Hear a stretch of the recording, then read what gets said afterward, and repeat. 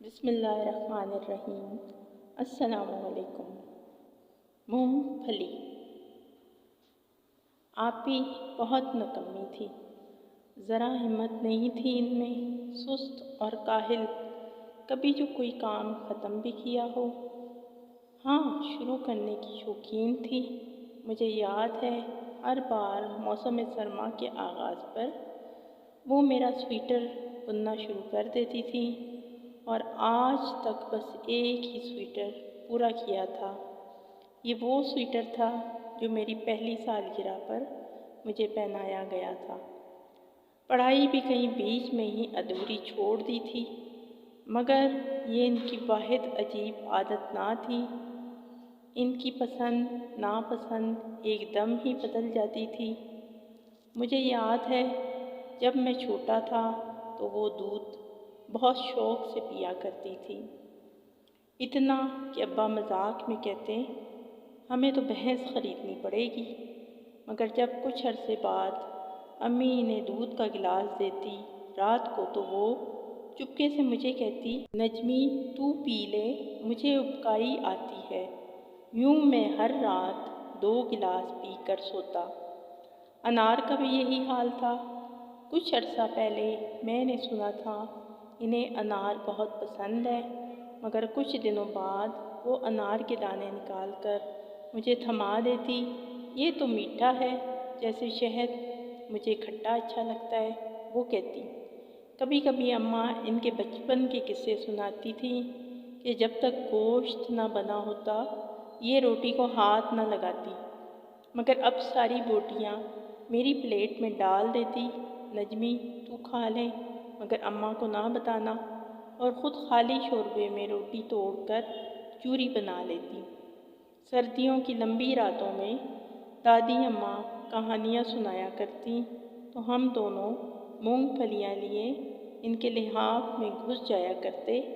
پھر دادی جتنا کہتی گن نہ پھیلانا، کل ساری رات چھلکے چبھتے رہے، تو ہم خوب مونگ پھلی کھاتے، مگر اب آپی کو 2-3 دانے کھا کر کھانسی لگ جاتی تھی، اور وہ اپنا حصہ بھی چھیل چھیل کر میرے منہ میں ڈالتی جاتی۔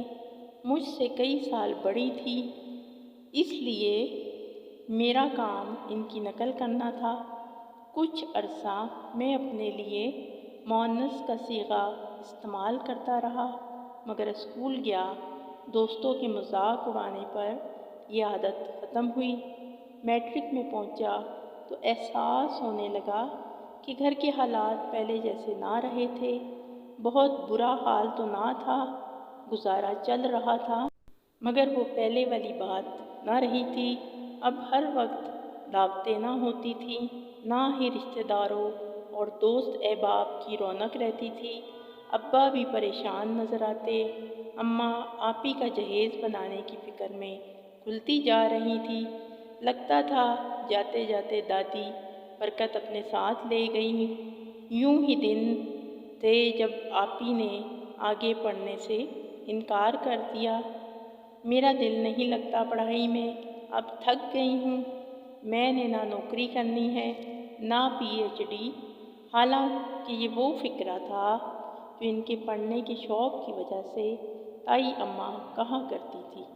خیر مجھے کیا، میرا تو نیا نیا کالج میں داخلہ ہوا تھا، دنیا نئی نئی لگنے لگی تھی، اسی لیے یہی سمجھ آیا کہ جیسے مشکل والی پڑھائی آئی، آپی اپنی اصلی والی کام چوری پر اتر آئی۔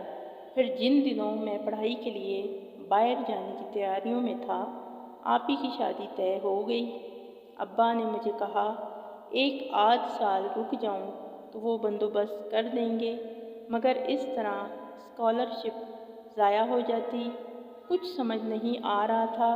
جب ایک دن پتہ چلا میرے ٹکٹ اور ویزے وغیرہ کا بندوبست ہو گیا ہے، تو میں حیران و پریشان اماں کے پاس گیا تو اندر سے آپی کی آوازیں آ رہی تھیں، اماں جس چیز کی ضرورت ہو اسی کو اہمیت دی جانی چاہیے، نجمی آپ کا سہارا ہے، کل اس نے کمانا ہے، پھر اس کی محنت ضائع ہو جائے گی اگر وہ لوگ تانے دینے والے ہوئے نا तो हर हाल में ताने देंगे, चाहे कीमती से कीमती सामान ले जाऊं, और अगर अच्छे हुए तो इन चीज़ों की खातिर मेरे भाई का मुस्तकबिल ख़राब करने का फ़ायदा।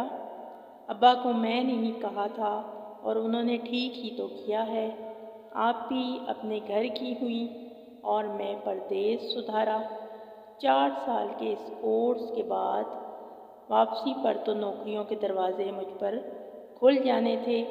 इस दौरान छुट्टियों पर चंद दिन ही घर जा सका था। आप ही से मिलता तो इनका एहसान याद आ जाता। 4 साल मुकम्मल हुए तो वहीं एक नौकरी की ऑफ़र हुई। अब्बा ने इजाज़त दे दी कि 1 साल मज़ीद रहना चाहो तो रह लो।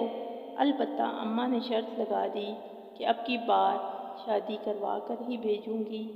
मैं वहाँ मज़ीद 1 साल लगा कर एक बच्ची और बीवी को लिए वतन वापस लौट आया। अब ज़िंदगी बहुत मसरूफ़ हो गई थी। बाहर की तरबियत ने मेरी सुस्ती काहली को बिल्कुल ख़त्म कर दिया था।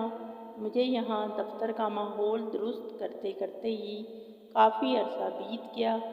फिर दिन आए दूसरे शहरों के चक्कर। वक्त मिलता भी तो बीवी को मैके ले जाना होता। मैं चाह कर भी आप ही के घर जाने का वक्त नहीं निकाल पाया। अब्बा की वफ़ात के बाद एक बार ही जा सका था। शायद अब इस बात को साल होने वाला था। अलबत्ता आहिस्ता आहिस्ता मेरे दिल से ये एहसास ख़त्म हो गया कि मुझे इनसे मिलने जाना चाहिए। वो बच्चों की छुट्टियों में ही मिलने आया करती थी। एक इतवार को देर से सोकर उठा तो आँख खुलते ही हस्बे मामूल बच्चों के कमरे की तरफ गया। इन्हें वहाँ न पाया तो अम्मा के पास गया। मुझे यकीन था वो वहीं होंगे। अम्मा, फुप्पो क्यों नहीं आ रही इस बार? बस बेटा, पहली बार जिद लगाई है इसने। कहती है जब आती हूँ कोई मिलता भी नहीं, घड़ी दो घड़ी सलाम करता है। सेठ साहब को छुट्टी नहीं मिलती दफ्तर से बहन के लिए, मगर आपसे तो वो कहती हैं कि वो बाबा से बहुत प्यार करती हैं ना। जब भी तो अच्छा वो मूंगफलियों वाली बात बताए ना। बच्चों ने ज़िद की। 1000 बार वो बात सुनकर भी तुम्हारा पेट नहीं भरता इस बात से, अम्मा बोली। खैर, नजमा को मूंगफली बहुत पसंद थी, इतनी कि किलो किलो अकेले चट कर जाती। फिर तुम्हारे अब्बा से पहले इसके सारे नन्हे नन्हे भाई मर गए थे। तुम्हारे अब्बा बहुत प्यारे थे इसे। नजमी जब बड़ा हुआ तो वो पगली अपने मुंह का नवाला तक इसे दे देती। मगर मूंगफली, बता तो रही हूँ ना, अम्मा ने कहा। जब ये दोनों दादी के पास बैठते तो वो झल्ली 2 दाने मुंह में डालकर खांसने लगती थी। नकल मकल में, हाँ, मगर वो मानती तो ना थी। लेकिन मैं इसकी माँ हूँ। फिर सारी छील कर नजमी के मुंह में डाले जाती और ये मज़े से खाए जाता। कभी नहीं बोला कि आप ही मेरी बस हो गई है, अब आप खा लो। मेरे बच्चे हंसे जा रहे थे, मगर मेरी आंखें जाने क्यों नम हुई जा रही थी। शायद आप ही के सब बहाने याद आ रहे थे।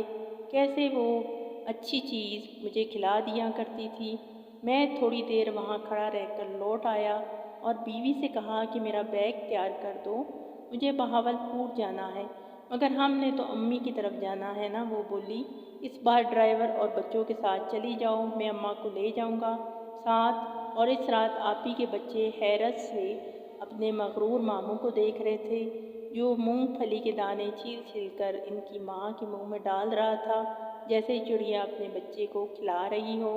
और आप ही हैरत से नजमी को देख रही थी। इनकी आँखों के गोशे बार बार भीग रहे थे, जिसे वो महारत से छुपा रही थी।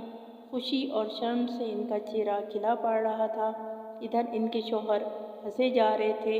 अम्मा हमें देखते हुए जैसे कोई पुराना मंजर याद कर रही थी, जभी तो इनके लब मुस्कुरा रहे थे।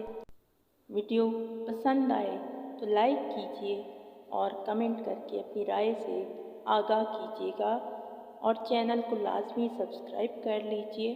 پھر ملیں گے اگلی ویڈیو میں، فی امان اللہ۔